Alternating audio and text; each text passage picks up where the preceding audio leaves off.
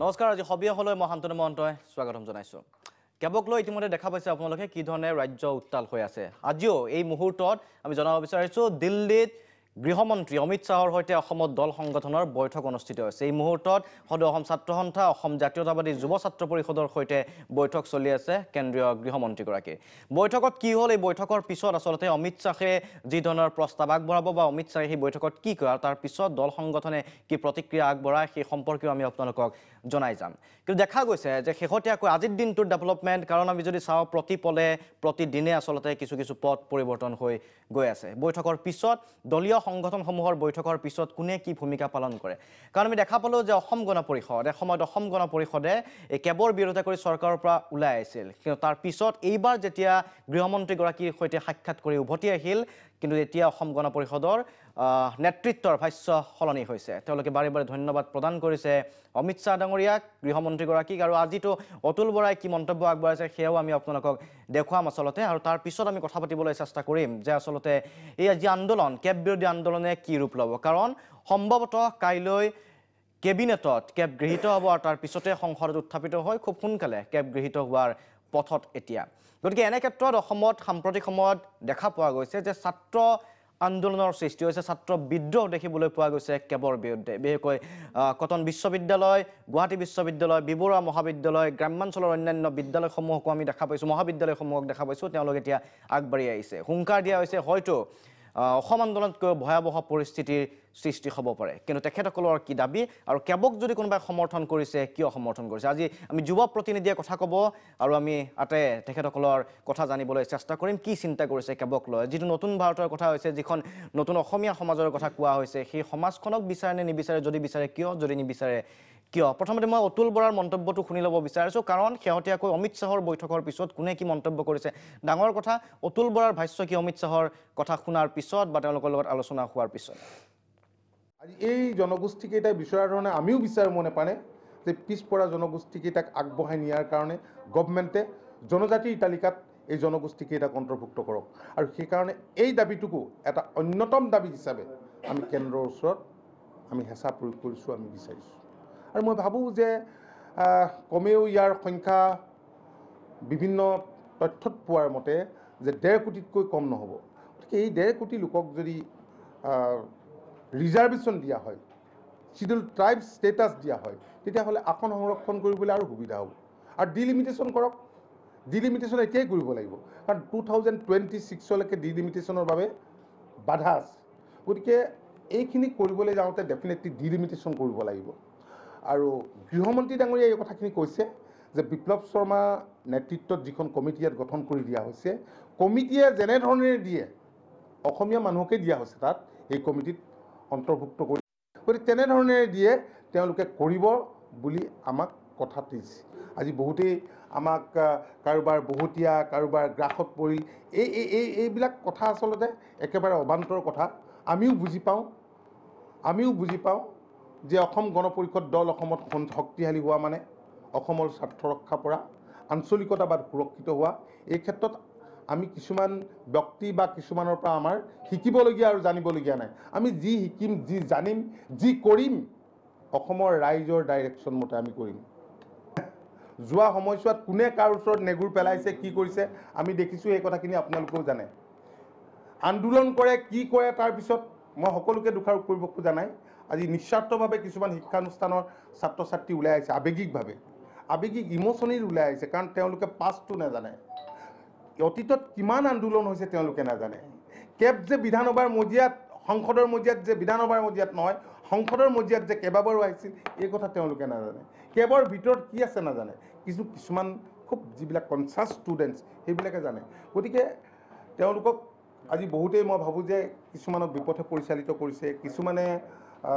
কিছুমানে ভাবিছে যে এইটো এটা দেশৰ স্বাৰ্থ বিঘ্নিত হ'ব এইটো ভবাটোত অস্বাভাৱিকতা একো নাই কাৰণ আমিওতো যোৱাবাৰ কেবৰ বিৰোধিতা কৰিছোঁ আৰু হয়ো যোৱাবাৰৰ দৰে কেবখন যদি আনে তেতিয়াহ'লে অসমৰ স্বাৰ্থ সুৰক্ষিত নহয় এই কথাটো স্পষ্ট কথা গতিকে সেই কেবখনকে তেওঁলোকে দেখিছে নতুন ৰূপত কি আনিব দেখা নাই আমিও দেখা নাই গতিকে নতুন ৰূপত কেব কি আহে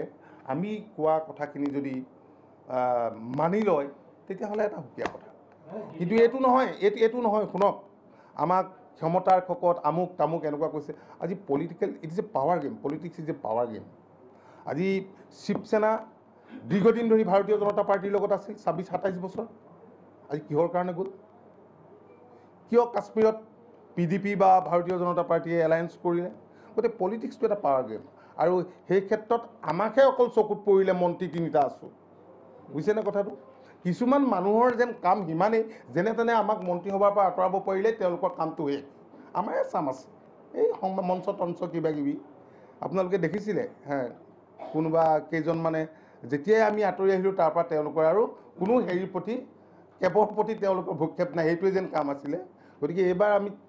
আমি কৈছোঁ নহয় আমি ৰাইজৰ মতে যাম ৰাইজৰ মতেৰে যাম আৰু ইয়াত ডিটাৰমাইন মানে যদি 2014 আমি কৈছোঁ ৰাইজৰ নিৰ্দেশ মতে আমি মানি চলিম ৰাইজে যি ডাইৰেকশ্যন দিয়ে আমি সেইমতে যাম আৰু যোৱাবাৰ আমি ভুল ভাবিছিলোঁ যে ৰাইজৰ ডাইৰেকশ্যন আছিল কিন্তু পিছত প্ৰমাণিত হ'ল নাছিল এমুঠিমান মানুহৰ ডাইৰেকশ্যন আছিল এতিয়া যে ছাত্ৰ আন্দোলনটো যে আকৌ আগবাঢ়ি আহিছে কটন ওলাইছে আজি বিপুৰে ৰেলী কৰিছে কালি বিভিন্ন কলেজ আকৌ ওলাই মই আকৌ কৈছোঁ ষ্টুডেণ্ট হ'লে অলপ ইম'শ্যন থাকেই আমি ষ্টুডেণ্ট টাইমত আৰে মইতো আজি অভিজ্ঞতাৰ পৰা কৈছোঁ ন মইতো ষ্টুডেণ্ট অৱস্থাত কি কৰিছিলোঁ সেইখিনি কথা মই এতিয়া ক'বলৈ নাযাওঁ আমি নেতা নাছিলোঁ দেই তলৰ পৰ্যায়ত নাই আমি অসম আন্দোলনটো ইম'শ্যনতে হৈছে তেওঁলোকে বিবেচনা কৰিছে যে কেবে ক্ষতি কৰিব যিটো আমি বিবেচনা কৰোঁ আৰু আজি তাৰিখত অতুল বৰা ভাষ্য আছিলে অগপৰ সভাপতি অতুল বৰা আৰু আমি ইতিমধ্যে কৈছোঁ যে আচলতে অমিত শ্বাহ সাক্ষাতৰ পিছত এতিয়া দল সংগঠনৰ কি ধৰণৰ ভাষ্য হ'ব সেয়া গুৰুত্বপূৰ্ণ কথা কাৰণ অসম গণ পৰিষদে যোৱাবাৰৰ যি ধৰণৰ ষ্টেণ্ড লোৱা পৰিলক্ষিত আছিল যোৱাবাৰ যিটো ভূমিকা আছিলে এইবাৰ কিন্তু সেই ভূমিকা ওলোটা হোৱা পৰিলক্ষিত হৈছে আৰু পুনৰবাৰ কৈছোঁ এই মুহূৰ্ততো আছোঁ আৰু AJCPৰ সৈতে বৈঠক চলি আছে গৃহমন্ত্ৰীৰ গতিকে কি হয় বৈঠকত সেয়াও আমি জানিবলৈ চেষ্টা কৰিম কিন্তু যিহেতু বিভিন্ন প্ৰসংগ উত্থাপিত হৈছে মই পূৰ্বে কৈছোঁ যে ছাত্ৰ আন্দোলন আৰম্ভ হৈছে আৰু সেই আন্দোলনক কিন্তু ইতিমধ্যে কোৱা হৈছে আৱেগৰ ওপৰত ভিত্তি কৰা এক আন্দোলন হয়তো কোনোবাই বিপথে পৰিচালিত কৰিছে ছাত্ৰ সমাজৰ প্ৰতিনিধি আজি উপস্থিত আছে আমি কথা পাতিবলৈ চেষ্টা কৰিম মই স্বাগতম জনাইছোঁ ষ্টুডিঅ'ত প্ৰাঞ্জল কলিতা আছে তেখেত সহসাধাৰণ সম্পাদক ছাত্ৰ মুক্তি সংগ্ৰাম সমিতিৰ ইয়াৰ পূৰ্বে কটন বিশ্ববিদ্যালয়ৰ সাধাৰণ সম্পাদক আছিল প্ৰাঞ্জল স্বাগতম জনাইছোঁ মই অনুৰাগ কল্যাণ বুঢ়াগোহাঁই সভাপতি স্নাতকোত্তৰ ছাত্ৰ সন্থা গুৱাহাটী বিশ্ববিদ্যালয় শুভ্ৰজিৎ বৰুৱা সাধাৰণ সম্পাদক বিবৰুৱা মহাবিদ্যালয়ৰ ফালৰ পৰাও প্ৰতিবাদ সাব্যস্ত কৰিছে প্ৰলয় কুমাৰ বড়ো আছে ৰাজ্যিক কাৰ্য সমিতিৰ সদস্য ABVPৰ অসম প্ৰদেশৰ স্বাগতম জনাইছোঁ সুকুমাৰ বিশ্বাস ডাঙৰীয়াক স্বাগতম জনাইছোঁ সভাপতি বাঙালী যৌথ সমন্বয় সমিতি আৰু স্বাগতম জনাইছোঁ বলেন বৈশ্য আছে আমাৰ মাজত সভাপতি তেখেত হিন্দু যুৱ ছাত্ৰ পৰিষদৰ আটাইকে স্বাগতম জনাইছোঁ মই আমাৰ ষ্টুডিঅ'ৰ মজিয়াত কথা পাতিম কিন্তু তাৰ পূৰ্বে এটা বাণিজ্যিক বিৰতি অতুল বৰাৰ যি প্ৰসংগ সেই প্ৰসংগ উত্থাপিত হ'ব ষ্টুডিঅ'ৰ মজিয়াত সপক্ষত কোন আছে বিপক্ষত কোন আছে আজি তেখেতসকলে মুকলিকৈ কথা ক'ব যুক্তি সহকাৰে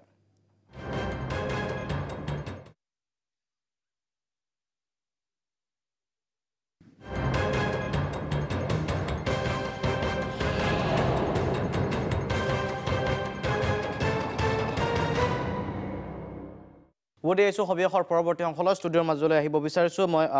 প্ৰথমতে প্ৰাঞ্জলৰ পৰা আৰম্ভ কৰিব বিচাৰিছোঁ প্ৰাঞ্জল কি হ'ব পাৰে এতিয়া আমি অতুল বৰাৰ ভাষ্য দেখা পালোঁ যে মই সেইবাবে যে গৃহমন্ত্ৰী অমিত শ্বাহক এইবাৰ সাক্ষাৎ কৰাৰ পিছত ভাষ্যসমূহ সলনি হৈছে নৰ ওপৰ কেব কোৱা হৈছে পোনপটীয়া অভিযোগ যে ছাত্ৰ সমাজে আৱেগৰ বশৱৰ্তী হৈ আন্দোলন কৰিছে সকলোৱে কৰা নাই কোনোবাই বিপথে পৰিচালিত কৰিছে আৰু কেবৰ ভিতৰত কি আছে ছাত্ৰ সমাজে নাজানে তেনেকুৱা আৱেগৰ আন্দোলন হয়তো এসময়ত তেওঁ নিজে কৰা বুলিও কৈছে কি ক'বা হয় আচলতে বিপথে পৰিচালিত আচলতে তেওঁলোকে কৰিছে অসমৰ যিখিনি সৰ্বসাধাৰণ মানুহ তেওঁলোকক আচলতে বছৰৰ পিছত বছৰ ধৰি তেওঁলোকে বিপথে পৰিচালিত কৰিছে আৰু এতিয়া যেতিয়া আমি ছাত্ৰ সমাজ যেতিয়া সৎপথত আমি ওলাই আহিছোঁ তেতিয়া তেওঁলোকে কিছুমান ভ্ৰান্ত ধাৰণাৰ কথাবোৰ কোৱা আৰম্ভ কৰিছে আমি দেখিছোঁ যে তেওঁলোকে অতুল বৰাই কৈ আছিলে যে অসমৰ স্বাৰ্থ বিঘ্নিত হোৱা কামত তেওঁলোক নাই যদি তেনেকুৱা ধৰণৰ বিলখনত কিবা কথা থাকে তেতিয়াহ'লে তেওঁলোকে তীব্ৰ বিৰোধিতা কৰিব কিন্তু অমিত শ্বাহে যেতিয়া ঘোষণা কৰিছে যে নৰ্থ ইষ্টৰ ত্ৰিপুৰা আৰু অসম বাদ দি বাকী ষ্টেটকেইটাত কিয় প্ৰযোজ্য নহয় অসমৰ BTAD বা 6 শিডিউল যিখিনি এৰিয়া আছে তাত কিয় প্ৰযোজ্য নহয় গতিকে তাৰপিছত আৰু তাত কি বাকী থাকিলে যে এইটো অসমৰ স্বাৰ্থ বিঘ্নিত নহয় আৰু তেওঁ লক্ষ্য কৰি যে আৰু এটা কথা কৈছে যে তেওঁ অসমৰ সমগ্ৰ সৰু সৰু যিখিনি লোক আছে তেওঁলোকক জনগোষ্ঠী আচলতে মৰ্যাদা দিবৰ কাৰণে কৈছে কিন্তু যি নৰেন্দ্ৰ মোদী চৰকাৰে যোৱা 5 বছৰ আমাৰ সৰ্বানন্দ সোণোৱালে যোৱা 4 বছৰ আচলতে যি 6 জনগোষ্ঠীক লৈ যি ৰাজনীতি কৰি আছে এই 6 জনগোষ্ঠীক লৈ যোৱাবাৰ যেতিয়া কেব সদনত উত্থাপন হৈছিলে তেতিয়া আকৌ 6 জনগোষ্ঠীৰটো যিটো কথা সম্পূৰ্ণৰূপে ওলাইছিলে আকৌ সেই কথা যেতিয়া আকৌ সকলোবোৰ সংগঠনে যে দাবী উত্থাপন কৰি আছে কিন্তু আমি দেখিছোঁ যে অমিত শ্বাহে নিজে কৈছে যে এইবাৰ সদনত তেনেকুৱা ধৰণৰ কোনো বিল নানে যে 6 জনগোষ্ঠীক জনগোষ্ঠীকৰণ কৰা হ'ব নেকি গতিকে তাৰপিছতো তেওঁ কেনেকুৱা ধৰণে ক'ব পাৰে যে আমাক আচলতে অমিত শ্বাহে কেবখনৰ কথা একো কোৱা নাই আমাৰ লগত ডিছকাশ্যনে হৈছে কিন্তু তেওঁতো প্ৰত্যেক কথাতে তেওঁ কৈ আছে যে আমি কোনো উদ্দেশ্য জনগোষ্ঠীক আমি জনজাতিকৰণ নকৰোঁ এতিয়া গতিকে কোনবোৰ কথাত আচলতে অসমীয়া জাতিক আচলতে বিপদত নেপেলাব আচলতে তেওঁ হিন্দী আচলতে নাজানে গতিকে সেইকাৰণে তাৎসিল্য মন্তব্য কৰিছে যদি কোনো কাৰণে ছাত্ৰ আন্দোলন বন্ধ নহয় মানে কোনো কাৰণে ছাত্ৰ আন্দোলন বন্ধ নহয় যদি তেওঁ অসম আন্দোলন কৰিছিলে অসম আন্দোলন কৰি তেওঁ গাড়ীত বহিছে আজি অসম আন্দোলন কৰি তেওঁ আজি অসমৰ এগ্ৰিকালচাৰ মিনিষ্টাৰ কিন্তু অসম আন্দোলনতকৈ ভয়ংকৰ আন্দোলন হ'ব আমাৰ কিন্তু কোনো ৰাজনৈতিক অভিলাষা নাই আমাৰ এটাই ইচ্ছা যে অসমৰ স্বাৰ্থ বিঘ্নিত নোহোৱাকৈ সকলো কাম হ'ব লাগে অসমীয়া সুৰক্ষিত হ'ব লাগে আৰু ভৱিষ্যত সময়ত আমি যাতে ডেকাসকলে যাতে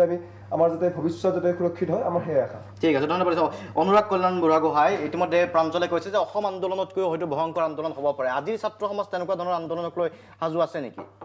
নিশ্চয়কৈ সাজু বা সামৰ্থ দুইটা আছে জানো সাজু আছে আৰু সামৰ্থ্য আছে আজিৰ ছাত্ৰ সমাজে এতিয়া আমাৰ বিশ্ববিদ্যালয়তে আমাৰ ছাত্ৰ সমাজ এতিয়া পৰীক্ষাৰ মাজতো ওলাই আহিছে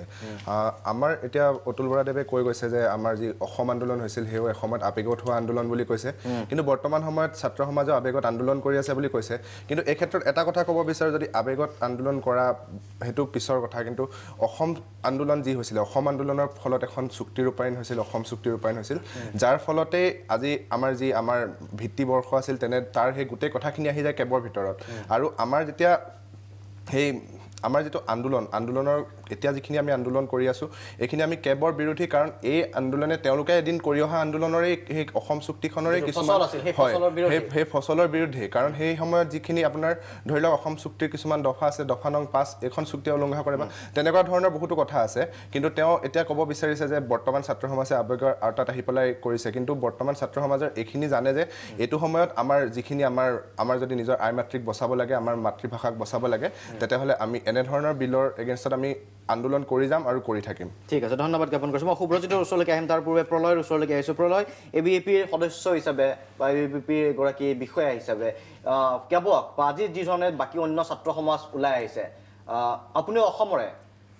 ছাত্ৰ প্ৰথম কথা গতিকে তাৰপিছতো অন্য ছাত্ৰসকলে অন্য মহাবিদ্যালয় বিশ্ববিদ্যালয়ৰ ছাত্ৰসকলে যি ধৰণে কৈছে যে ক্ষতি কৰিব অসমক আৰু সেইবাবে আগবাঢ়ি আহিছে আন্দোলনৰ বাবে গতিকে ABVP হ'লেও অসমৰ এগৰাকী অসমীয়া ছাত্ৰ হিচাপে বা অসমবাসী হিচাপে এই বিলখনৰ বিৰোধিতা নকৰা নেকি প্ৰথম কথা অসমীয়া আৰু লগতে মই ভূমিপুত্ৰ বড়ো আচলতে ভূমিপুত্ৰ বড়ো আৰু ইয়াৰ পূৰ্বে যেতিয়া যোৱাবাৰ যেতিয়া নাগৰিকত্ব সংশোধনী বিধেয়ক আহিছিলে আমি সম্পূৰ্ণভাৱে সমৰ্থন জনাইছিলোঁ আৰু এইবাৰো যে নতুন ৰূপত ড্ৰাফটত যিহেতু আহি আছে ইতিমধ্যে বিবেচনাৰ অন্তত আমি ভালকৈ সিদ্ধান্ত ল'ম কিন্তু এটা কথা আমি বিদ্যাৰ্থী পৰিষদে সদায় স্পষ্টভাৱে ক'ব বিচাৰিছোঁ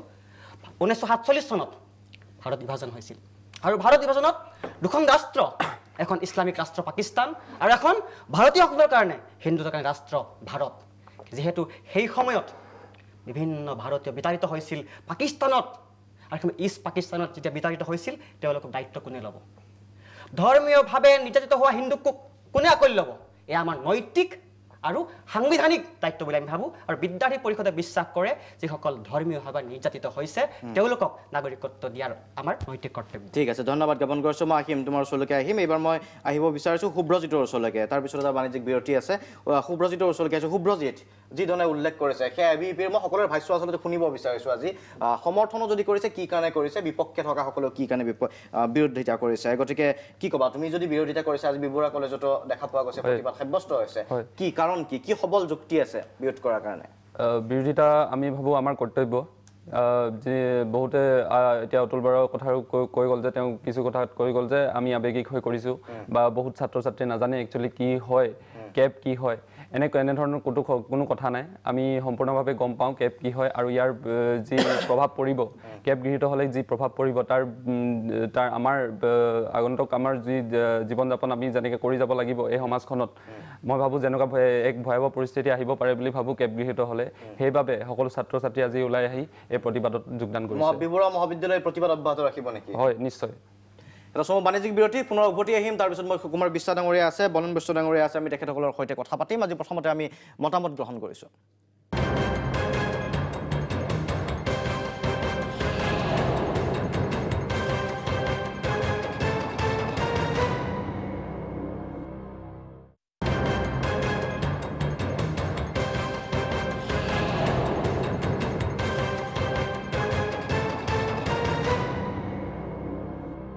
উভতি আছোঁ অনুষ্ঠানৰ পৰৱৰ্তী অংশলৈ সুকুমাৰ বিশ্বাস ডাঙৰীয়াৰ ওচৰলৈকে আহিব বিচাৰিছোঁ ইয়াৰ পূৰ্বেও আপুনি আপোনাৰ স্থিতি স্পষ্ট কৰি গৈছে কেৱল সমৰ্থন কৰি আছে কিন্তু তাৰ পিছতো দেখা পোৱা গৈছে আজি সাহিত্য সভাৰ লগতো আপোনালোকে বহা পৰিলক্ষিত হৈছে বা একেলগে বৈঠক অনুষ্ঠিত কৰিছে কাৰণ বিভিন্ন সময়ত যেতিয়া কেৱল প্ৰসংগ উত্থাপিত হৈ আছিলে আমি দেখা পাইছিলোঁ যে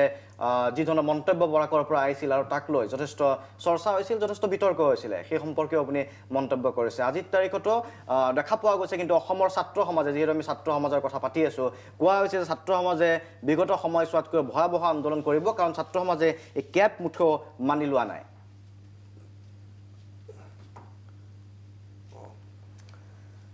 প্ৰথম কথা হ'ল কেৱক লৈ সপক্ষে বিপক্ষে দুটা ভয় আন্দোলনত আছে বিপক্ষৰ মানুহে ৰাজপথ উত্তাল কৰিছে আৰু হ'ল যিবিলাকে মানে সপক্ষে আছে তেওঁলোকে মানে চৰকাৰৰ দুৱাৰে দুৱাৰে ঘূৰি আছে আন্দোলন দুটাই এটা ৰাজপথৰ আন্দোলন এটা হ'ল মানে ডিপাৰ্টমেণ্টেল আন্দোলন এটা কথা হৈছে ছাত্ৰ সমাজৰ আন্দোলন কৰাৰ তেওঁলোকৰ এটা অধিকাৰ আছে আৰু তেওঁলোকে নিৰ্দিষ্ট ছাত্ৰ সংগঠনটোৰ নীতি নিৰ্দেশনা মানিয়ে কাম কৰিব লগা হয় তাৰ কাৰণে ছাত্ৰ সমাজক দোষাৰোপ কৰিব নোৱাৰি আচলতে ছাত্ৰ সমাজৰ যিটো সংগঠনৰ তেওঁলোকৰ মুৰব্বীৰ নিৰ্দেশত তেওঁলোকে আন্দোলন কৰে আৰু এইটো যুক্তিযুক্ততা আছে কাৰণ তেওঁলোকে যিখিনিলৈ বুজিছে তেওঁলোকে সেইখিনি ধৰি লৈছে যে যদি এনেকুৱাই হয় তেনেহ'লে অসমৰ অৱস্থা বেয়া হ'ব আৰু আমি ভাবি লৈছোঁ যিবিলাকে সপক্ষে আছোঁ যে যদি এইটো নহয় তেনেহ'লেহে অসমৰ সমস্যা বেছি বেয়া হ'ব হয় যদি নহয় তেনেহ'লে আৰু বেছি বেয়াহে হ'ব কিয় কৈছোঁ ইয়াৰ কথা চাওক এই যে অসম চুক্তিক আত্মা বুলি কোৱা হয় বা এইটো মানে অসমৰ হৃদপিণ্ড বুলি কোৱা হয় ঠিক আছে আপোনালোকে মানি লোৱা নাছিল নেকি আগতে অসম চুক্তি মানি লৈছিল নে লোৱা সময়ৰ দাবীত যেনেকৈ এজিপিয়ে মানি লৈছিলে আপোনালোকেও মানি লৈছিল এজিপি মানি লৈছিলে কংগ্ৰেছে ঠিক সেই চব মানিছিল কিন্তু সময়ৰ তাগিদত কি হ'ল এই অসম চুক্তিটো যেতিয়া চুক্তি হ'ল 85 চনত সেই সময়ৰ পৰিৱেশৰ ওপৰত ভিত্তি কৰি অগপুৱাই সিদ্ধান্ত বা ছাত্ৰ সন্থাই সিদ্ধান্ত লৈছিল পৰৱৰ্তী পৰ্যায়ত তেওঁলোকে ৰাজনৈতিকভাৱে আগুৱাই মোৰ কথা হ'ল কি এই অসম চুক্তি আখৰে আখৰে পালনটো হোৱা নাই এইটো চবেই স্বীকাৰ কৰিছে অসম চুক্তিৰ কোনো এটা দফাই হোৱা নাই আজি 71 চনটো ভিত্তিবৰ্ষ ৰাখি কি লাভ হৈছে অসমৰ সেই কথাটো আজি 34 বছৰত কি লাভ হৈছে এই বিদেশী যিকেইজন আঁতৰাইছে খেদিছে তাতকৈ বহুত স্বদেশী এই পুলিচি নিৰ্যাতনৰ আতংকত অসমৰ পৰা গুচি গৈছে স্বদেশী মানুহ গুচি গৈছে এনেকৈ অসম চুক্তিত ভায়োলেট কোনে কৰিছে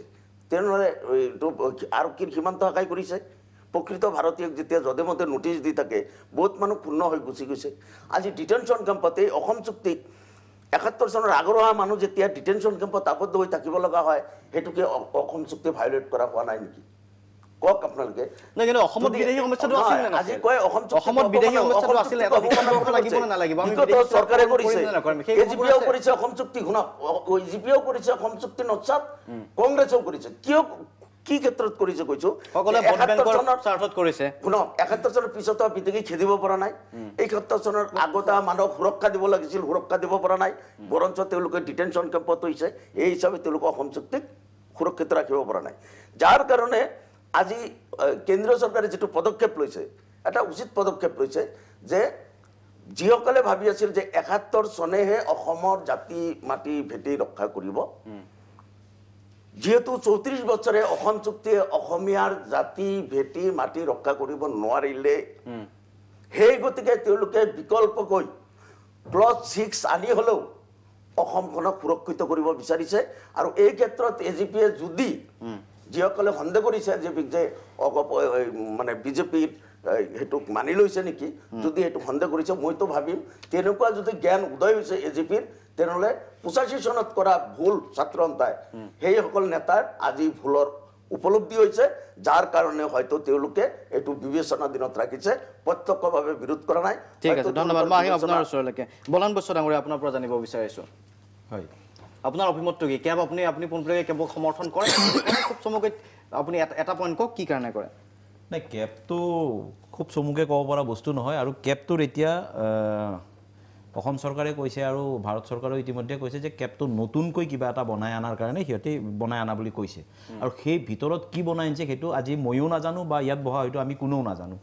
নজনাকৈ কিবা এটা কথা কৈ দিয়াটো আমাৰ কাৰণে উচিত নহ'ব কাৰণ এটা মেছেজ যাবতো আপোনাৰ লাখ লাখ কোটিৰ হাৰত ৰাইজে চাই আছে গতিকে এই ভুল মেছেজ এটা দিবলৈ আমি নোৱাৰিম কিন্তু যদি পুৰণা কেবখনৰ কথা ভাবোঁ বা বিদেশীৰ কথা ভাবোঁ তেতিয়া বা অসম আন্দোলনৰ কথা আৰু অসম চুক্তিৰ কথা আহে তেতিয়াহ'লে আমি কিন্তু ইতিমধ্যে বহু ভুল কৰি আহিছোঁ আৰু সেই বহু ভুলবিলাকৰ কাৰণে আজি অসমত এনেকুৱা ধৰণৰ অৱস্থা এটা হৈছে আজি যিসকল ফুলকুমলীয়া ছাত্ৰ তেওঁলোকে পঢ়ি থাকিব লাগিছিল আজি পঢ়াৰ টেবুলত থাকিব লাগিছিল দেখি বেয়া লাগিছে তেওঁলোক আজি টকশ্ব'ত আছে তেওঁলোকে আজি ৰাজপথত আন্দোলন কৰি আছে তেওঁলোকে মুঠেও কিবা এটা ইয়াৰ পৰা লাভান্বিত হ'ব বুলি মই ভাবা নাই তেওঁলোকে নিজৰ জীৱনৰ যিখিনি কৰ্তব্য আছে সেইখিনি জলাঞ্জলি দি হ'লেও সমাজৰ উপকাৰ হওক বুলিয়ে কৰিছে কিন্তু ভুলটো আমি ক'ত কৰিম 1979 চনৰ পৰা 1985 চনলৈকে শিলে সাৰ পোৱা কিন্তু ছাত্ৰ আন্দোলনৰ মই এটা কথা তাৰ মাজত ছাত্ৰসকলৰ কথাটো যেটো কৈছে আপুনি ছাত্ৰ আজি আন্দোলন তেওঁলোকে আন্দোলন কৰিব পৰা নাছিলে কিন্তু এটা কথা আজিৰ তাৰিখত যিখন চৰকাৰ আছে চৰকাৰৰ মুৰব্বীসকল আছে তেওঁলোকে আন্দোলন কৰি আজি কিন্তু এই নেতা সেই কথাখিনি ক'ব গৈছো সেইসকল সেইখিনি আৰম্ভণি কৰিব ওলাইছিল বাণিজ্যিক বিৰতি পুনৰ মই আহিম আপোনাৰ ওচৰলৈ এটা বাণিজ্যিক আৰম্ভ কৰিবহে ওলাইছিল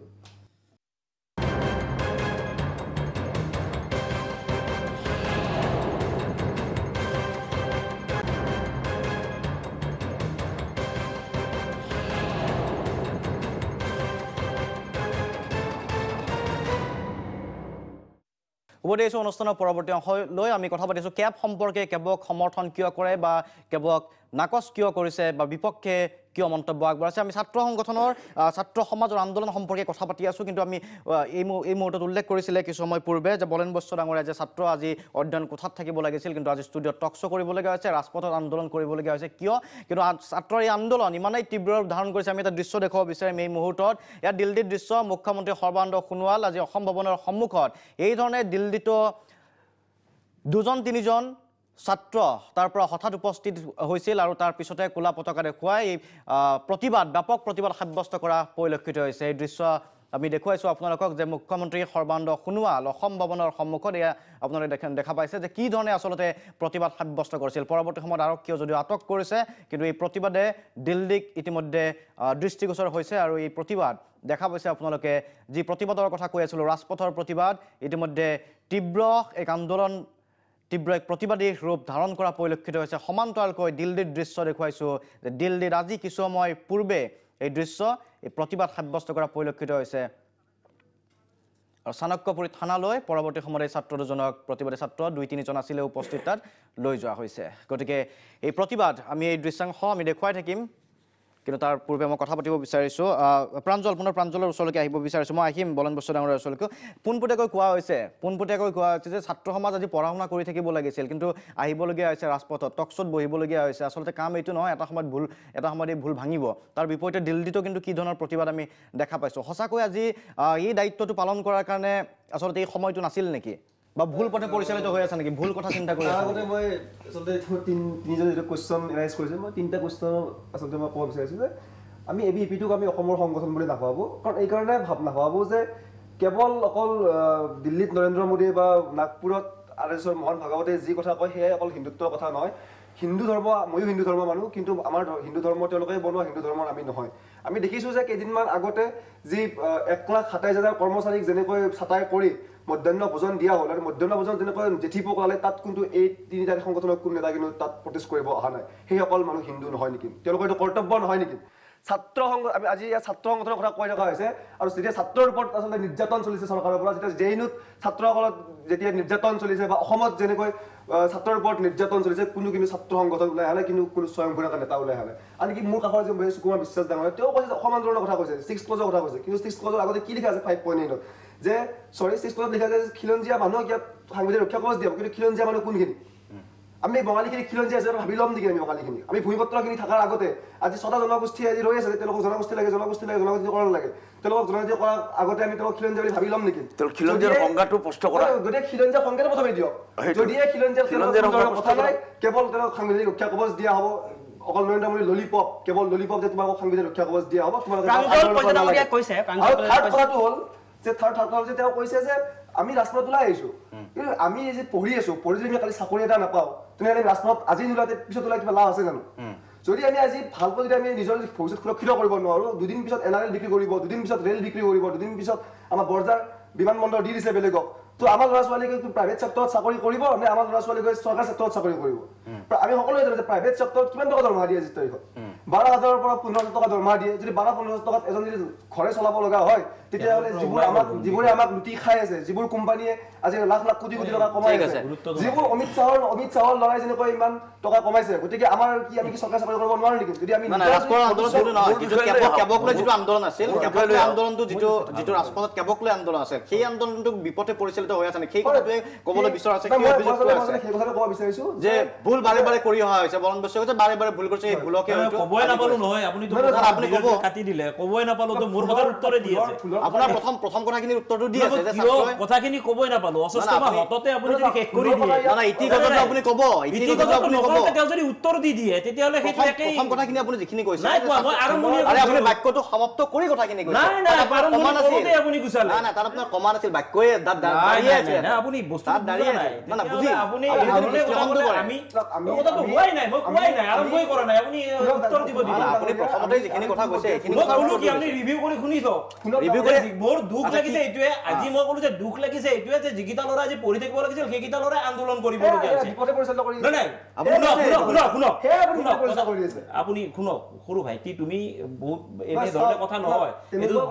টিভিত টকশ্বত বহি আছা শুনা তেখেতে যদি কি তুমি কৈ আছা এইবোৰ কথা কথাখিনি কি কৈ আছা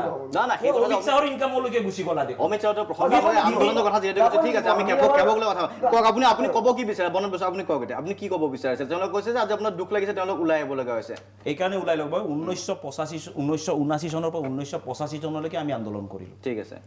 আমি আন্দোলন কৰিলোঁ অসমৰ পৰা বিদেশী বহিষ্কাৰ কৰিবৰ কাৰণে অবৈধ বিদেশী ভাৰতবৰ্ষৰ কোনো ৰাজ্যত এই আন্দোলন চলা নাই যে অবৈধ বিদেশী বহিষ্কাৰ কৰিব লাগে কোনো ৰাজ্যত চলা নাই নচলা ৰাজ্যকেইখনত অবৈধ বিদেশীৰ চিনাক্তকৰণৰ ভিত্তিবৰ্ষ হ'ল 1951 চন আমি 6 বছৰীয়া আন্দোলন কৰিলোঁ 855 জন শ্বহীদ হ'ল তাৰপিছত আমি কি পালোঁ 1971 চন তাৰমানে কি পালোঁ আমি আন্দোলন কৰি 20 বছৰৰ বোজা ল'লোঁ পৃথিৱীত এনে উদাহৰণ আছে নেকি বিদেশী খেদিবলৈ আন্দোলন কৰি 20 বছৰৰ বিদেশীৰ বোজা ল'ম এনেকুৱা কথা আছে নেকি তাৰমানে কি হ'ল আজি 855 জন যে শ্বহীদ হ'ল 20 বছৰৰ বিদেশীৰ বোজা ল'বৰ কাৰণে শ্বহীদ হ'ল নেকি আজি এই কথাখিনি অসম আন্দোলনৰ এজন নেতা অতুল বৰা ডাঙৰীয়া আজি ৰাজনৈতিক দলৰ তেওঁ নেতৃত্ব দি তেওঁ মন্ত্ৰী হৈ আছে তেওঁ ভাষণ দিলে কি আমি আবেগৰ বশৱৰ্তী হৈ সেই আন্দোলন কৰিছিলোঁ যদি আবেগৰ বশৱৰ্তী হৈ সেই আন্দোলন কৰিছিল 855 জনৰ জীৱনৰ মূল্যটো কোনে নিৰ্ধাৰণ কৰিব কোনে নিৰূপণ কৰিব তো তেতিয়া তোমালোকক বিৰোধিতা কৰা মানুহখিনিৰ কথা কিয় শুনা নাছিলা সেই সময়ত যিখিনি মানুহে বুজাব চেষ্টা কৰিছিল হিৰেণ গোহাঁই ডাঙৰীয়া হিতেশ্বৰ শইকীয়া ডাঙৰীয়া বা বিভিন্ন যিবিলাক মানুহ আছিল আমচুৰ পৰা আৰম্ভ কৰি এই মানুহবিলাকে কৈছিল তো অসম আন্দোলনটো কোনো দৰকাৰ নাই শুনা নাছিল তো তেওঁলোকে ৰাজপথত আছিল কিন্তু আজি সেইবিলাক মানুহ আকৌ অসম চুক্তিৰ পক্ষত কিয় হৈছে তে ভুলবিলাক আমি ক'ত কৰি আছো যে বিদেশী অবৈধ বিদেশী বহিষ্কাৰৰ কথাটো যেতিয়া অসম আন্দোলন হৈছিল তেওঁলোকৰ হাতত সেই সংজ্ঞাটো নাছিল যে বিদেশী কাক কয় আৰু শৰণাৰ্থী কাক কয়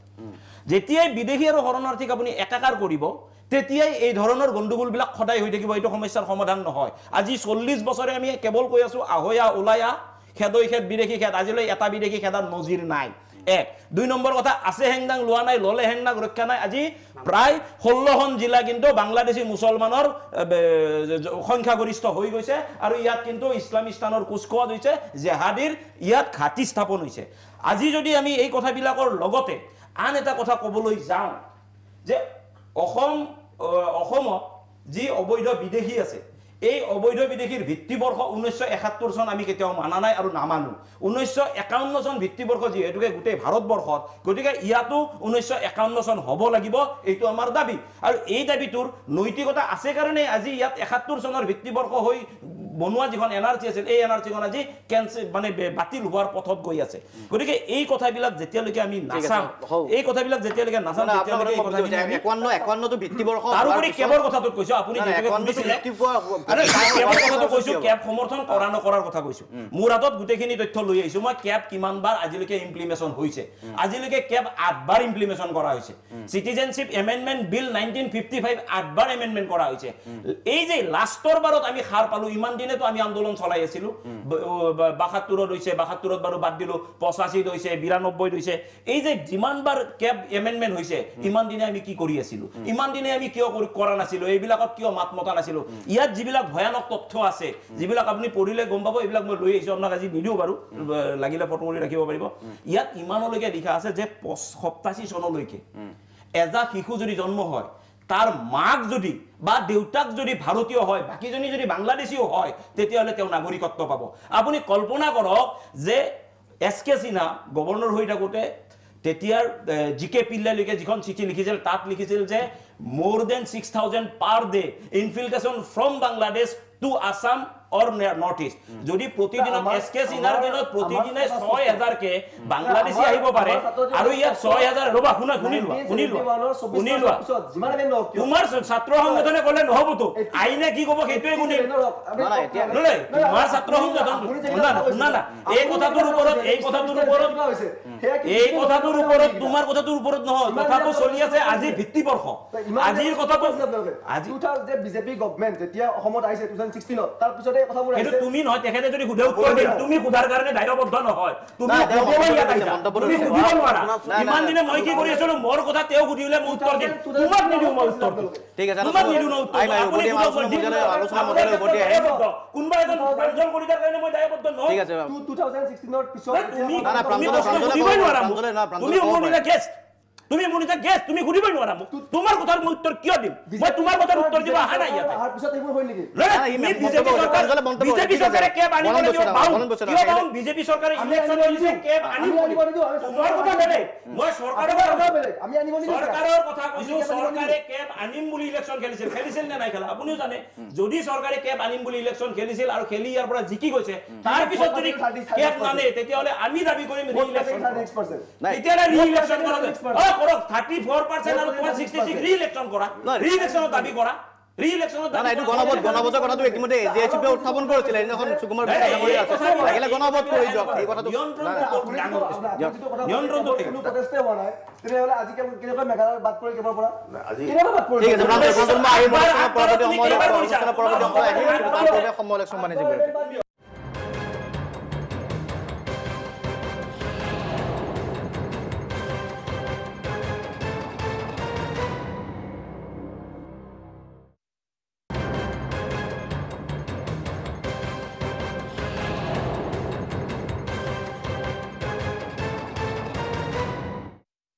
উভতি আহিছোঁ অনুষ্ঠানৰ পৰৱৰ্তী অংশলৈ আমি কেবৰ সম্পৰ্কে কথা পাতি আছোঁ অনুৰাগৰ ওচৰলৈকে আহিব বিচাৰিছোঁ এবাৰ বিভিন্ন প্ৰসংগ উত্থাপিত হৈছে ষ্টুডিঅ'ৰ মাজত মই আকৌ এইখিনি ৰিপিট নকৰোঁ কাৰণ সময়ৰ অভাৱ থাকিব গতিকে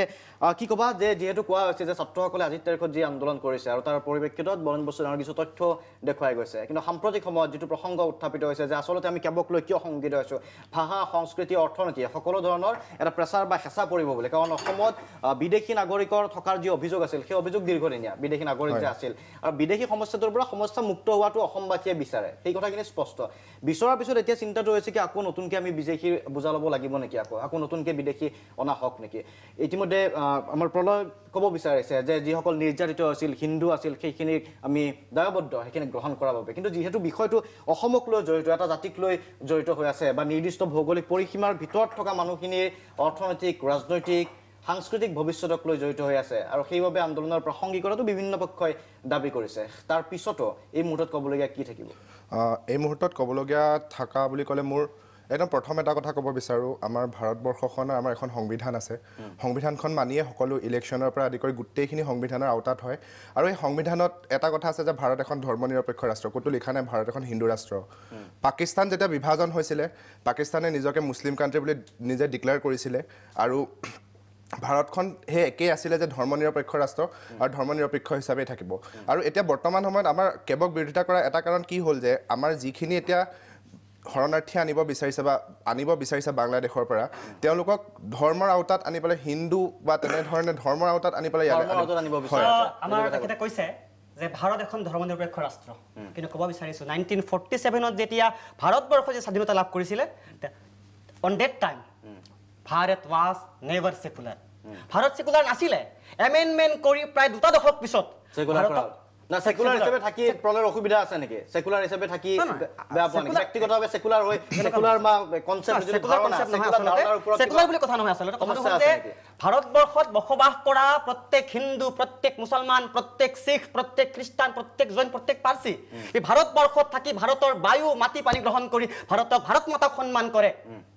ভাৰত মাতাক শ্ৰদ্ধা কৰে ভাৰত মানুহৰ কাৰণে সকলো সৰ্বস্ব ত্যাগ কৰিব পাৰে তেৱেই ভাৰতীয় আৰু তেৱেই হিন্দু বুলি আমি ভাবোঁ গতিকে তাততো ধৰ্ম নিৰপেক্ষ নোহোৱাৰ কোনো কাৰণ নাই তাত ধৰ্ম নিৰপেক্ষ হিচাপে সকলোৱে আছে আৰু যদি ধৰ্ম নিৰপেক্ষ নহয় কি মুছলমান বুলিয়ে মই ক'লো যেহেতু দ্বিতীয় বৃহত্তম তেওঁলোক গোষ্ঠী গতিকে সেই গোষ্ঠীটো ভাৰতৰ পৰা আমি আঁতৰাই পঠিয়াব পাৰিম নেকি তেওঁলোকৰ কাৰণে পাকিস্তান আছে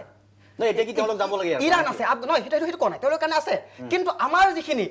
নিৰ্যাতিত হৈছে তেওঁলোকৰ ক'ত আছে অকল এখনেই আছে এখন ভাৰতবৰ্ষ আমি কওঁ হিন্দু সহোদৰ সৰ্বে না হিন্দু পতিতা ভাবে মামা দীক্ষা হিন্দু ৰক্ষা মামা ধৰ্ম সমানতা এখন ভাৰতীয় সভ্যতা সংস্কৃতি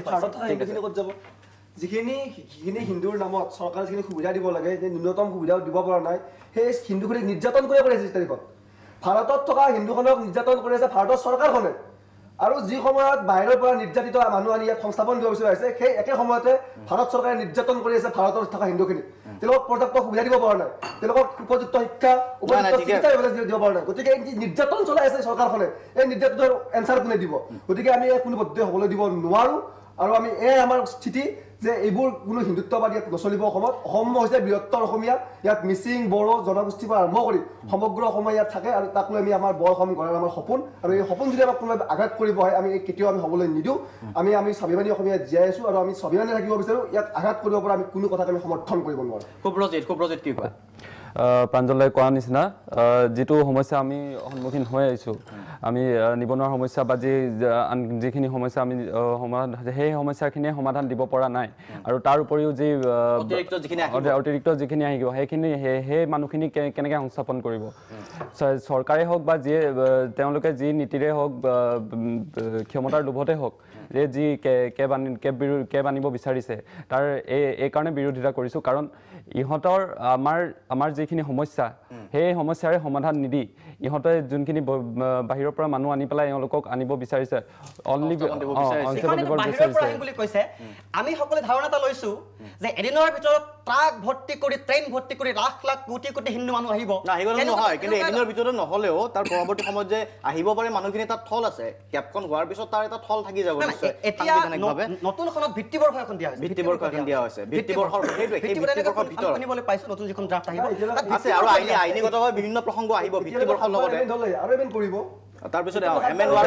তাৰপিছত পৰৱৰ্তী সময়ত এমেণ্ড এটা প্ৰক্ৰিয়া থাকিব সেইবাবে আচলতে কিছু সন্দেহ আছে যে আমাৰ ইয়াতে অতিৰিক্ত আচলতে হেঁচা পৰিব নেকি সমস্যাটো তাতে হৈছে বিভিন্ন মহলে ক'ব বিচাৰিছে নেশ্যনেল কমিটমেণ্ট ঠিক আছে নেশ্যনেল কমিটমেণ্ট যিটো ধৰ্মৰ কথা কোৱা হৈছে মই সেই সম্পৰ্কেও আহিম কিছু কথা পাতিম কিন্তু তাৰ উপৰিও অসম বা আঞ্চলিক ভিত্তিত আমি যথেষ্ট হেঁচাৰ সন্মুখীন হ'ম নেকি তাক লৈহে মানুহ উদ্বিগ্ন হৈছে চিন্তা চৰ্চা চলিছে এটা সময় বাণিজ্যিক বিৰতি উভতি আহিম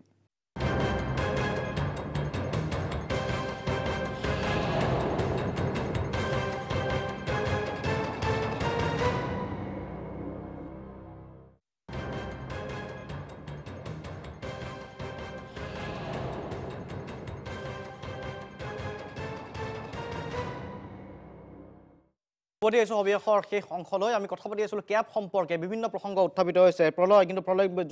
জানাব বিচাৰিছোঁ এই মুহূৰ্তত আজিৰ দিনটোত ডাঙৰ খবৰটো হৈছে কেবৰ বিৰুদ্ধে এইবাৰ সৰব হৈছে ABVPৰ নেতাও আচলতে তুমি ABVP প্ৰতিনিধিত্ব কৰিছা ইয়াতে আমি দেখা পাইছোঁ আমাৰ গুৱাহাটী বিশ্ববিদ্যালয়ৰ সভাপতি ইয়াতে উপস্থিত আছে কিন্তু আমি জনাব বিচাৰিছোঁ সাধাৰণ সম্পাদক মুন তালুকদাৰ তেখেতে ABVPৰ পৰা নিৰ্বাচিত প্ৰতিনিধি মুন তালুকদাৰে কিন্তু স্পষ্টকৈ আজি বিৰোধিতা কৰিছে হয় চাগে কথাটো ন হয় কথাটো কি ক'বা কি ধৰণে বিৰোধিতা কৰা হৈছে মুন তালুকদাৰে ABVP প্ৰতিনিধিত্ব কৰিছে এইবাৰ সাধাৰণ সম্পাদক কিন্তু তাৰ পিছতো কেবক বিৰোধিতা মুন তালুকদাৰ আজি নাই আমাৰ মাজত কিন্তু কি আছিল তেওঁৰ বিৰোধিতা কৰাৰ কাৰণটো কি তেওঁৰ বিৰোধিতা কাৰণ আছিল মই যিখিনি কথা কৈ আছোঁ আমাৰ যিখিনি ধৰ্ম নিৰপেক্ষ হয় আৰু সেইখিনিত আমাৰ যিখিনি ব্যাঘাত জন্মে আমাৰ যিখিনি ব্যাঘাত জন্মা দেখা যায় মুন তালুকদাৰে সেই কথাটো মানি লয় সেইখিনি কথা মানি লয় আৰু আমাৰ এইখিনিত এটা কথা ক'ব বিচাৰোঁ যে আমাৰ যিমান বিশ্ববিদ্যালয় যিমানখিনি আমি প্ৰটেষ্ট কৰি আছোঁ বা প্ৰতিবাদী কাৰ্যসূচী কাৰ্যসূচী আমি লৈ আছোঁ গোটেইখিনি আমাৰ একেলগে আমাৰ এটা ছাত্ৰ সমাজ হিচাপে গুৱাহাটী বিশ্ববিদ্যালয়ৰ ছাত্ৰ সমাজ হিচাপে ওলাই আহিছোঁ আমি ইয়াত কোনো দল সংগঠনৰ কথা লৈ পেলাই আমি ওলাই অহা নাই তাত আছো ছাত্ৰ মুক্তি এবিএপি এই ধৰণৰ কোনো কথা হৈ থকা নাই সেইকাৰণে এই মেছেজটো আচলতে ৰাইজেও জানিব বিচাৰিব কাৰণ আজিকালি ছাত্ৰ ৰাজনীতি সকলোৱে জানে কলেজবিলাকত কি চলে কিন্তু সকলোৱে এখন মঞ্চতে উপনীত হৈছে নেকি এখন মঞ্চত উপনীত হৈ পেলাই সকলো ওলাই আহিছে আৰু গোটেইখিনি স্নাতকোত্তৰ ছাত্ৰ সন্থাৰ লগত ওলাই আহিছে গুৱাহাটী বিশ্ববিদ্যালয়ৰ ছাত্ৰ সমাজ হৈ ওলাই আহিছে এবিপি ওলাই অহা নাই এবিপি ওলাই অহা নাই এবিপি কিন্তু এবিপি হৈ আছে নাই এবিপি হৈ আছে নাই স্নাতকোত্তৰ ছাত্ৰ সন্থাৰ সাধাৰণ সম্পাদক হিচাপে ওলাই আহিছে কিন্তু এতিয়া যিহেতু বিষয়টো আজি ওলাইছে বিষয়টো এতিয়া ৰাজ্যিক মঞ্চত আলোচনা হ'ব আৰু তাৰ পিছত পৰিপ্ৰেক্ষিতত কি সিদ্ধান্ত লৈছে ৰাজ্যিক কিন্তু এবিএপিৰ পৰা তেখেত নিৰ্বাচিত হৈছিলে তেওঁ নিৰ্বাচিত হৈছিলে ছাত্ৰ সন্থাৰ সাধাৰণ সম্পাদক হিচাপে আৰু এবিএপিৰ পৰা নিৰ্বাচিত হোৱা সেইগৰাকী সাধাৰণ সম্পাদকে যে বিৰোধিতা কৰিছে সেই কথাটো কিন্তু আমি ক'ব লাগিব সেই কথাটো মানিব লাগিব কাৰণ বিৰোধিতা সমৰ্থন কৰিলে প্ৰলয় আজি ক'লাহেঁতেন যে আমাৰ সমৰ্থন কৰিছে গতিকে বিৰোধিতা কৰিছে এই কথাটো স্পষ্ট তাৰপিছত দলে কি সিদ্ধান্ত লয় সংগঠনে সেয়া অন্য এক প্ৰসংগ হ'ব মই তোমাৰ ওচৰলৈকে আহিব বিচাৰিছোঁ আচলতে বিবৰুৱাত কি পৰিৱেশ সকলো ছাত্ৰ সংগঠন একেখন মঞ্চত আছে নে ভাগ হৈ আছে তাত ভাগ হৈ থকা নাই সকলো একলগ হয় নিজকে অসমীয়া বুলি ভাবি আজি প্ৰতিবাদ কৰিছিলে সংগঠন যিয়ে নহওক ছাত্ৰ সংগঠন সকলোৱে অসমীয়া বুলি ভাবি ধন্যবাদ কটন বিশ্ববিদ্যালয়ৰ পৰিৱেশ কি যদিও এতিয়া তুমি কটনত নাই তথাপি কটনত জড়িত হৈ আছা পঢ়ি আছা কটনত সাধাৰণ সম্পাদক হিচাপে নাই সেইকাৰণে কৈছোঁ আচলতে আমাৰো একে আমি সকলো একেলগে সকলো আমি ইয়াৰ প্ৰতিবাদ কৰি আছোঁ আমাৰ স্পষ্ট মত যে 1925 চনতে যি হিন্দুক বচাবৰ কাৰণে যি দল আচলতে হৈছিলে ৰাষ্ট্ৰীয় স্বয়ংসেৱক সংঘ তেওঁলোকে আচলতে বিগত সময়ত কোনো হিন্দু নিৰ্যাতন নেদেখিলে অসমত এতিয়া হঠাৎ ক'ৰ পৰা তেওঁলোকে হিন্দু নিৰ্যাতন দেখি অসমক বেচিব ওলাইছে ছেকেণ্ডত মই কওঁ যেটো ৰাষ্ট্ৰীয় স্বয়ংসেৱক সংঘৰ কথা প্ৰাঞ্জল কলিতাই কৈছে সেই প্ৰাঞ্জল কলিতাই কিন্তু ৰাষ্ট্ৰীয় স্বয়ংসেৱক সংঘৰ স্বয়ংসেৱক আছিলে আৰু এটি সময়ত মানে ভগৱান ঘোষ তেখেতে প্ৰণাম কৰিছিলে এটি সময়ত তেখেতে ৰাষ্ট্ৰীয় স্বয়ংসেৱক সংঘৰ তেখেতে স্বয়ংসেৱক আছিলে আজি যাক যি এবিভিপিক যে আদিত্যতে গালি পাৰি আছে এটি সময়ত শংকৰদেৱ শিক্ষানিকেতন ছাত্ৰ প্ৰাঞ্জল কলিতা আৰু এটি সময়ত শংকৰদেৱ শিক্ষানিকেতন ছাত্ৰ লগতে ভগৱান ঘোষ তেখেতে ভাষা কৈছে তেখেতে নিজে এজন স্বয়ংসেৱক মই স্পষ্ট কৰি দিছো কথাটো যে যি দলত ধৰ্ম নিৰপেক্ষ থাকিব য'ত হিন্দু মুছলমান থাকিব য'ত অসমীয়া মানুহ বিক্ৰী কৰা কথা থাকিব সেই দলত থাকিব পাৰে নেকি অসমীয়া হিচাপে কেনেকৈ বাকী মানুহবোৰ আছে কেনেকৈ বাকী অসমীয়াবোৰ সেই দলত আছে এতিয়ালৈ যি দলত অসম বিক্ৰী কৰাৰ কথা ওলাইছে যি দলে অসমৰ সকলো সম্পদ বিক্ৰী কৰি দিব ওলাইছে সেই দলত কেনেকৈ অসমীয়া মানুহ থাকিব পাৰে মই কেনেকৈ থাকিম মই চাৰিবানী অসমীয়া গতিকে অসমীয়া হিচাপে প্ৰাঞ্জলে ওলাই আহিছিল মই ওলাই আহিছোঁ আৰএছএছত আছিলা সংঘত আছিলা আৰএছএছত আছিলো যে শংকৰদেৱ শিক্ষানিকেতন ৰোগীত পঢ়িছিলো ক্লাছ 10 লৈ আৰএছএছত আছিলো কিন্তু মই বুজিছো তাৰপিছত ওলাই বুজিছো যে কি পৰ্যায়ত মানে থাকিব পাৰিম যি দলে অসমে বিক্ৰী কৰি দিয়ে মই অসমত থাকিব লাগিব অসমৰ বায়ু পানী খাই মই ডাঙৰ হ'ব লাগিব তাত মোৰ কিবা যুক্তি আছে নেকি ঠিক আছে ধন্যবাদ জ্ঞাপন কৰিছোঁ মই সুকুমাৰ বিশ্বাস ডাঙৰীয়া আপোনাৰ ওচৰলৈ আহিব বিচাৰিছোঁ আমি ছাত্ৰৰ কথা শুনিলোঁ স্বাভিমান অসমীয়া হিচাপে স্বাভিমানী অসমীয়া হিচাপে এবিভিপিৰ পৰাও আজি প্ৰতিবাদ কৰা সাব্যস্ত কৰা পৰিলক্ষিত হৈছে মহাবিদ্যালয়সমূহত কিন্তু সকলো ছাত্ৰ সমৰ্থন কৰা নাই ঠিক আছে এবিভিপিৰ সমৰ্থিত সাধাৰণ সম্পাদকগৰাকীয়ে স্পষ্ট কৰি কৈছে আৰু না আৰু কথাটো এনেকুৱাও হৈছে আজি কিয় মানে ভীতিগ্ৰস্ত হৈছে দ্বিতীয় কথা যেতিয়া বাতৰি ওলাল যে আচলতে ৰাজ্যসভা অসমীয়াক ৰাজ্যসভা কৰিবলগীয়া হৈছে বৰাকৰ পৰা প্ৰদীপ দত্তই উল্লেখ কৰিলে নাই কোনোপধ্যে অসমত ভাষা মানি লোৱা নহ'ব ৰাজ্যসভা মানি লোৱা নহ'ব সেই প্ৰসংগবোৰো আছে আজি আপুনি স্পষ্টীকৰণ দিবলগীয়া হৈছে কিন্তু সেই ধৰণৰ মন্তব্যবোৰে আচলতে কি মানসিকতা সূচাইছে প্ৰথমতে প্ৰদীপ দত্তৰ বক্তব্য এইটো হ'ল তেওঁৰ ব্যক্তিগত বক্তব্য সেইটো কোনো বাঙালী জাতীয় বক্তব্য নহয় কিন্তু মোৰ কেৱললৈ এটাই কথা আছে যে ইয়াৰ পূৰ্বেও 8বাৰ সংশোধন হোৱাৰ সময়তো কিন্তু প্ৰতিবাদ নহ'ল এনেকৈ NRCৰ ভিত্তিবৰ্ষ 2014 চন কৰিবলৈ প্ৰাক্তন মুখ্যমন্ত্ৰী মাননীয় তৰুণ গগৈদেৱে কোৱাৰ পিছতো প্ৰতিবাদ নহ'ল অথচ এইবাৰ কিন্তু কেৱল বিৰুদ্ধে সৰব হৈছে এটা কাৰণেই যে নিৰ্যাতিত হিন্দুসকলক আশ্ৰয় দিয়াৰ প্ৰসংগ আহিছে কাৰণে এই কেৱল বিৰোধ হৈছে কিন্তু ইয়াৰ পূৰ্বে কিন্তু হিন্দু মুছলিম সকলোকে যেতিয়া 2014 লৈও নাগৰিকত্ব দিব খোজে তেতিয়া প্ৰতিবাদ নাই আমাৰ এটা ফিলিংছ আছে যে ইয়াৰ যদি নিৰ্যাতিত হিন্দুৰ লগতে যদি এনেকুৱা কলেথন যিসকল অন্যান্য ধৰ্মী এটা ধৰ্মৰ বিশেষ এটা গোষ্ঠী বাদ পৰিছে তেওঁলোককো সাঙুৰি লোৱা হ'ব এইটো ক'লে বোধহয় 2014 31 লৈ তেনেলৈতো এই আন্দোলন নহ'ল অসমৰ আন্দোলন নহ'লেতেন বুলি আপুনি ভাবে সেইটো আমাৰ ধাৰণা হৈছে আচ্ছা আপোনাৰ ধাৰণা ঠিক আছে মই যেটো সময় নাই মই সেইটো আৰু প্ৰসংগটো বিতৰ্কলৈ আনিব নোৱাৰিম এতিয়া বলেন বস্তুৰ শেষৰটো মন্তব্য আপুনি কৈ দিয়ক মই আন্দোলনকাৰীসকলৰ প্ৰতি শুভেচ্ছা থাকিল তেওঁলোকে আন্দোলন কৰক কিন্তু মই এটা কথা কওঁ যে এতিয়া অন্তত আচুই কৰা ভুলবিলাক কৰিব নালাগে আন্দোলন কৰাৰ আগতে কিছু তথ্য চাই লওক যে তথ্যই কি কৈ আছে যে চিটিজেনশ্বিপ এমেণ্ডমেণ্ট বিল নতুনকৈ কি আহিছে এইটোতো ময়ো নাজানো, ইয়াত কৈ একো লাভ নাই। গতিকে আগৰখনত কি আছিল আৰু এমেণ্ডমেণ্ট কিমানবাৰ হৈছে, ভৱিষ্যতেও এমেণ্ডমেণ্ট হৈ থাকিব নেকি ইত্যাদি কথাবিলাক জানা দৰকাৰ। 2 নম্বৰ কথা, যিহেতুকে বিজেপি চৰকাৰে কমিটমেণ্ট দিছিলে যে আমি কেব আনিম, সেই সময়ত সেই হাৰতে ভোটাধিকাৰ সাব্যস্ত হৈছিল আৰু ইয়াৰ পৰা ব্যাপকভাৱে ভোটাধিকাৰ সাব্যস্ত কেমৰ সমৰ্থনত আৰু প্ৰায় 9-10জন ইয়াৰ পৰা জিকি গৈছে। গতিকে যদি তেওঁলোকে এতিয়া কেব নানে, কমিটমেণ্টত তেওঁলোকে ফেইল কৰে, তেতিয়াহ'লে তেওঁলোকে ৰি-ইলেকশ্যন কৰিব লাগিব। বিজেপিৰ ছিংগল এজেণ্ডা কেব নাছিলে অসমত, বিশেষকৈ যেতিয়া নহয় কেব আনিম বুলি কৈছে, সম্পূৰ্ণভাৱে কৈছে আৰু স্পষ্টভাৱে কৈছে। আৰু শুনক ডাঙৰীয়া, এইটো কথাত আপুনি কেব আনিবলৈ দুখন কেবৰ বিৰুদ্ধে কিন্তু বাকী সংগঠনবিলাকে ভোটাধিকাৰ সাব্যস্ত কৰিব দিছিল। বাকী সংগঠনবিলাকে কৈছিল যে কেবৰ বিৰুদ্ধে আহ্বান কৰিছিল, বিজেপি বুজিব নালাগে, সেইটো আমি নুই কৰি দিছিল। আৰু এইবাৰ এতিয়াও আছে, সেই তথ্য আছে, মই মনে মনে তথ্য আছে, ঠিকে কৈছে আপোনালোকে। কিন্তু তাৰ আগে